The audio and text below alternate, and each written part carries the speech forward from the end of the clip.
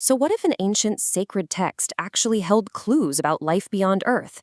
And what if some people believe those clues are now being confirmed by modern science? Today, we're diving into a fascinating argument that the Quran hinted at life on other planets centuries before we ever looked through a telescope. Let's get into it.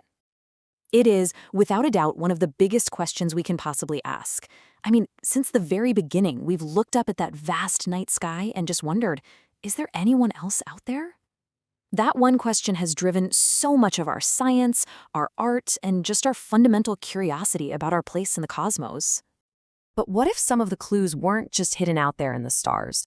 What if they were also written down in a secret text? The argument we're exploring today suggests that maybe, just maybe, some answers can be found within the verses of the Qur'an.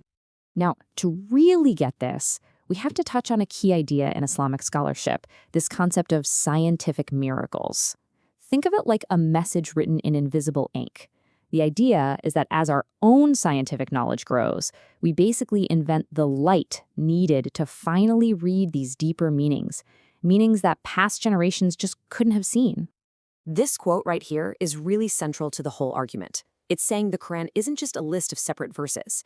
Instead, it's this incredibly interconnected text, almost like a single word with expansive meanings. And the very act of finding those connections, well, that's considered a great science all on its own. It's the whole foundation for looking at this text through the lens of modern discovery. Okay, so how does all of that apply to outer space? Well, the first piece of the puzzle presented connects a specific Quranic verse directly to one of the biggest ideas in modern astronomy, the fact that our universe is expanding. The source we're looking at points to this specific verse. And the heaven we constructed with strength, and indeed, we are its expander. You hear that last part? We are its expander. That phrase is interpreted as a clear, very early description of a cosmos that isn't static, but is actually growing. And here's the science. It really wasn't until the 20th century, with people like astronomer Edwin Hubble, that we had proof the universe is, in fact, expanding.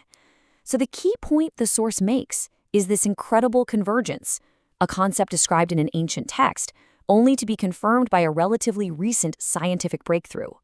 100 trillion years. Just let that sink in. According to the source, that's how long it would take you to cross the known universe, even if you were traveling at the speed of light. Now, a number that big isn't just about showing how far away things are, it's about setting the stage. In a universe this mind-bogglingly huge, what else could possibly be out there? And this is where the argument pivots from the vastness of space to something much more direct and, frankly, pretty startling. We're moving from these big cosmic ideas to something very specific. Right here is where things take a really sharp turn. The source brings up modern technology, talking about electronic minds, which, could mean anything from supercomputers to AI. And it claims they have confirmed we've had visitors from other planets. It's a bold move, trying to build a bridge from an ancient text straight to today's science. And here it is, the core claim. These flying saucers are a reality, and they come from other planets, driven by intelligent, thinking creatures. Now, just to be super clear, we're presenting this claim exactly as it's laid out in the source material, so we can understand the full scope of what's being argued here. Okay, so you can't just make a claim that big without offering some kind of evidence, right?